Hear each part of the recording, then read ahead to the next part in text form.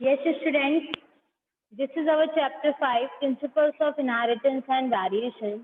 तो यहाँ से हमारा स्टार्ट होता है इसका डिस्कशन एनसीईआरटी के ऊपर कि have you ever wondered why an elephant always gives birth to only baby elephant, यानी एलिफेंट से केवल बेबी एलिफेंट ही क्यों बनता है, कोई और एनिमल क्यों नहीं बनता, कि या फिर मैंगो प्लांट से मैंगो ही क्यों बनता है, एप्पल क्यों नहीं बनता। ठीक, तो ये हमें पता चलता है कि ऑफस्प्रिंग जो होते हैं अपने पेरेंट्स के आइडेंटिकल होते हैं, यानी मैंगो का ऑफस्प्रिंग मैंगो ही होगा, एलिफेंट का ऑफस्प्रिंग एलिफेंट ही होगा।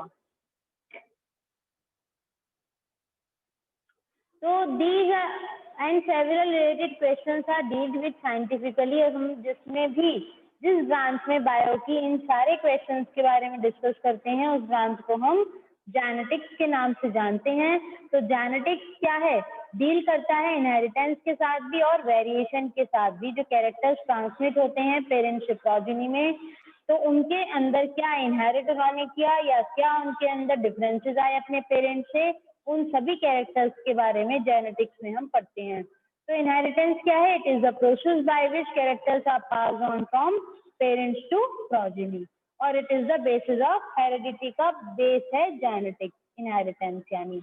ठीक, तो वेरिएशन क्या है, degree by which progeny differ from their parents, यानी प्रोजेनी अपने पेरेंट्स से अलग कैसे होते हैं। तो ह्यूमन जानते हैं, ह्यूमन पिछले 8000 से 1000 बिफोर क्राइस्ट के पीरियड से जाने जाते हैं, और उनके अंदर सेक्सुअल रिप्रोडक्शन कॉन्सेप्ट के अंदर उनका वेरिएशन का कॉन्सेप्ट छिपा हुआ है, क्योंकि ह्यूमन बींग्स के अंदर सेक्सुअल रिप्रोडक्शन होता है, और वो तब से लेके अब तक इतने ज्यादा चेंज इसलिए हो गए हैं क्योंकि सेक्सुअल रिप्रोडक्शन से वेरिएशंस आते हैं।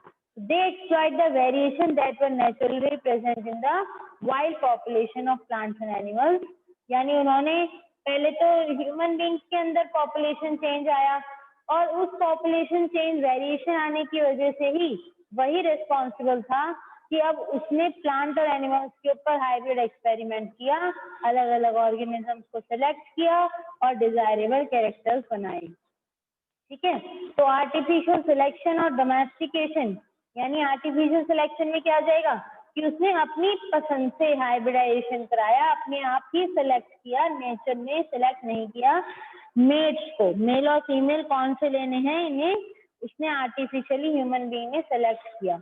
और डोमेस्टिकेशन कराया, उन्हें अपने यहाँ पे पालतू जानवर बनाया एंसेस्ट्रल टाइम से, जैसे एंसेस्ट्रल वाइल्ड काउज हैं जिन्हें हम इंडियन ब्रीड से जानते हैं, साहिवाल काउज हैं पंजाब में, ये सभी क्या हैं, हाइब्रिड एक्सपेरिमेंट के थ्रू बनी हैं, और इनके जो एंसेस्टर्स थे वो प्रेजेंट डे एनिमल से बहुत अलग थे। ठीक, फिर आए मेंडल।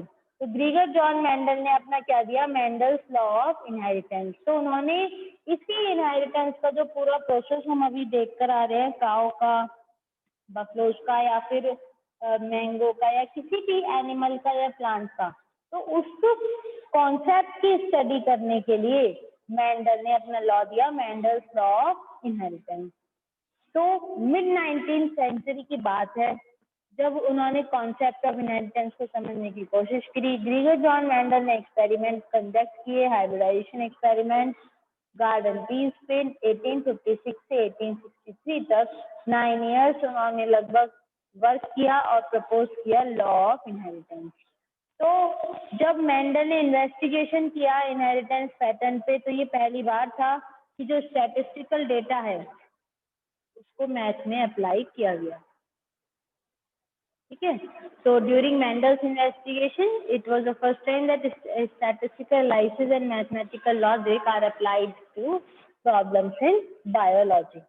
तो his experiment had a large sampling size, उनका बहुत बड़ा एक सैम्पलिंग साइज था, जिन्होंने क्रेडिबिलिटी दी, कलेक्ट किए सारा डेटा और कंफर्मेशन दी अपनी इन्फ्लुएंसेस के लिए, और उनके जो एक्सपेरिमेंट थे या सक्सेसिव जनरेशन के ऊपर वो एक्सपेरिमेंट करते चले गए आगे। तो जितने भी एक्सपेरिमेंट उन्होंने किए उनके सैंपल बहुत सारे कलेक्ट किए, कल भी मैंने आपको बताया था लगभग 9000 स्पीसीज पे उन्होंने वर्क किया। ठीक है, तो कंफर्मेशन की उन्होंने इन्फ्लुएंसेस के एक्सपेरिमेंट के ऊपर सक्सेसिव जनरेशन में टेस्ट प्लान्स उन्होंने बनाए और उस टेस्ट प्लान्स के बिहाफ पे उन्होंने बहुत ज्यादा वर्किंग की और ये प्रूव किया that his result pointed to general rule of inheritance, यानी कुछ भी ऐसा आइडिया उनका एक्सप्रेस नहीं करा, उन्होंने रूल्स बताए कि इनहेरिटेंस के कुछ पर्टिकुलर रूल्स हैं जिनके बिहाफ पे कैरेक्टर्स ट्रांसमिट होते हैं from one generation to another. Mendel ने इन्वेस्टिगेट किए कैरेक्टर गार्डन ट्री प्लांट में जिनके दो अपोजिट ट्रेट्स थे, जैसे आपको दिखाया गया है टॉल और ड्वार्फ या येलो और ग्रीन। इनके ऊपर उन्होंने एक्सपेरिमेंट परफॉर्म किए, इससे उनका एक बेसिक फ्रेमवर्क बना रूल्स का गवर्न करने का इनहेरिटेंस को, और वो एक्सपेंड हुआ लेटर। सब बाद में जो साइंटिस्ट थे उन्होंने सभी ने क्या किया, डाइवर्स नेचुरल ऑब्जर्वेशन देखी, वैरायटी देखी यानी नेचुरल ऑब्जर्वेशन की, और कॉम्प्लेक्सिटी देखी जो उन्होंने एक्सपेरिमेंट किए थे उनके अंदर उन्होंने फाइंड आउट करने की कोशिश की। तो मेंडल ने क्या कंडक्ट किए, ऐसे आर्टिफिशियल पॉलिनेशन कराया या क्रॉस पॉलिनेशन कराया ट्रू ब्रीडिंग के साथ। तो ऐसे पॉलिनेशन की वजह से ट्रू ब्रीडिंग लाइन कौन सी होती है, जिसमें सेल्फ पॉलिनेशन होता रहता है अपने आप, लेकिन उन्होंने उन ट्रू ब्रीडिंग लाइंस के पॉलिनेशन को कट करके अपने अकॉर्डिंग एक्सपेरिमेंट परफॉर्म करने के लिए आर्टिफिशियल पॉलिनेशन या क्रॉस पॉलिनेशन का सहारा लिया। तो उन्होंने 14 true breeding tree plant varieties ली थी और जो पेयर्स थे वो सिमिलर लिए थे, केवल उनका एक कैरेक्टर अलग होता था, बाकी सारे कैरेक्टर सेम होते थे। ठीक है, जैसे कि यहाँ आपको दिखाया गया है स्मूथ और रिंकल है, येलो और ग्रीन है, ये कॉन्ट्रास्टिंग कैरेक्टर लिए, यानी एक बार में एक ही कॉन्ट्रास्टिंग कैरेक्टर देखा। मोनो हाइब्रिड क्रॉस की हम क्योंकि यहाँ पर बात कर रहे हैं। पॉड क्या होता है, जैसे मटर की पूरी फली होती है उसको पॉड बोल रहे हैं ये, तो वो स्मूथ हो सकता है जिसमें आपको प्लेन लेस बाहर से दिखेगी। इन्फ्लेटेड में क्या होगा, जो मटर का दाना है उसके ऊपर कवरिंग आपको दिख सकती है। तो येलो या ग्रीन कलर का पॉट भी हो सकता है या टॉल और ड्वार्फ प्लांट भी हो सकता है। तो ये उन्होंने अपना पूरा कॉन्सेप्ट दिया। फिर आया इनहेरिटेंस ऑफ वन जीन।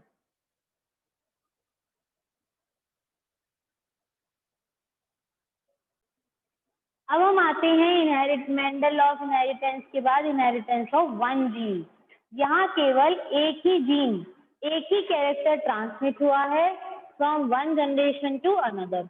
हम उसी के बारे में डिस्कस कर रहे हैं, यानी आपको यहाँ पे 7 कैरेक्टर्स 7 ट्रेट्स के बारे में बताया मेंडल ने।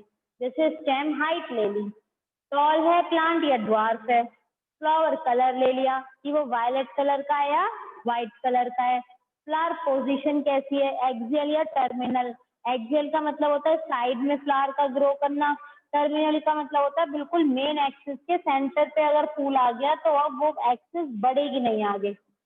ठीक है, पॉट शेप की बात हो गई, जो मटर है उसकी शेप कैसी है देखने में, इन्फ्लेटेड है, अच्छी हेल्दी मटर है या कंस्ट्रिक्टेड है, यानी सुखड़ी हुई मटर। जैसे आप देखते भी हो ना बाजार से जब मटर आती हैं तो कुछ सूखी सूखी सी होती हैं तो उनको कंस्ट्रिक्टेड कह रहे हैं, और जो हेल्दी ग्रीन मटर है उनको इन्फ्लेटेड कह रहे हैं। पॉड कलर की बात कर रहे हैं आप यहाँ पे, तो वो क्या है, ग्रीन कलर का भी हो सकता है, जो मटर है देखने में वो ग्रीन कलर की भी हो सकती है, येलो भी हो सकती है। उसी का सीड जो बीज है वो राउंड भी हो सकता है, अच्छा हेल्दी वाटरी सीड है, या रिंकल है, सिकुड़ा हुआ सूखा हुआ सीड है, उसमें से वाटर कंटेंट कम है बहुत ज्यादा। सीड का कलर येलो है या ग्रीन है, मटर का दाना। ठीक, तो इन्हीं में से कोई भी एक ट्रेट या कैरेक्टर जिसको आप कहते हैं वो लेके मेंडल ने परफॉर्म किया experiment inheritance of one gene के नाम से। तो इनहेरिटेंस ऑफ वन जीन में हमने देखा कि one such experiment carried out by Mendel where he cross tall and dwarf tree plant to study the inheritance of one gene. तो यहाँ पे उन्होंने किस टेक्निक का यूज किया, इमैस्कुलेशन। इमैस्कुलेशन टेक्निक का यूज किया। इमैस्कुलेशन में क्या होता है, एंथर को रिमूव कर देना। तो यहाँ आपको दिख रहा है ये पेरेंट है, ये आपका फीमेल पेरेंट है और ये मेल पेरेंट है। ठीक, अब इन्होंने क्या किया,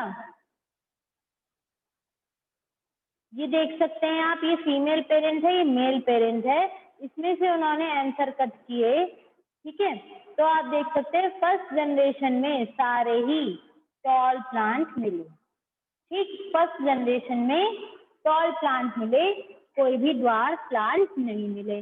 देख सकते हैं। Let us take the example of one such hybridization experiment carried out by Mendel, where he crossed tall and dwarf tea plants to study the inheritance of one gene. उन्होंने सीड कलेक्ट किए, इस cross से जो seed आए उन्हें collect किया और उनको ग्रो करा के F1 हाइब्रिड ले ली। ठीक है, अपनी पसंद से उन्होंने एक मेल और फीमेल ले लिया और उनके एंथर और जितना भी मेल पार्ट था वो रिमूव कर दिया ताकि इनका अपने आप कुछ भी पॉलिनेशन ना हो जाए। अब उन्होंने उनके एंथर रिमूव कराने के बाद फर्स्ट जनरेशन के लिए एक मेल प्लांट अपने आप लिया, एक टॉल प्लांट लिया और एक ड्वार्फ प्लांट लिया, और F1 जनरेशन में उन्होंने देखा कि F1 प्लांट वर टॉल। कैसे हैं सारे F1 प्लांट्स? टॉल हैं। ठीक है, one of its like one of its parents, और एक भी उनमें से ड्वार्फ नहीं है। उन्होंने ये ऐसे एक्सपेरिमेंट इन सारे 7 कैरेक्टर्स के साथ परफॉर्म किया। टॉल ड्वार्फ के ऊपर टॉलनेस क्या आ गई? डोमिनेंट आ गई। ऐसे जितने भी ये सारे हैं, tall, violet, axial, inflated, green, brown, yellow, ठीक है, ये सारे लेफ्ट हैंडेड कैरेक्टर कैसे हैं? डोमिनेटिंग कैरेक्टर्स हैं। ठीक, तो उन्होंने देखा कि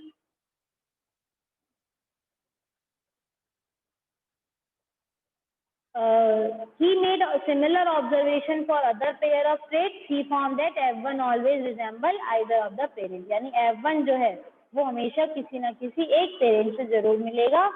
ठीक है, फिर मेंडल ने सेल्फ पॉलिनेशन करा दिया टॉल प्लांट्स का जो F1 जनरेशन में आए, और उन्होंने देखा कि F2 जनरेशन में उन्हें कुछ ड्वार्फ प्लांट भी मिल गए।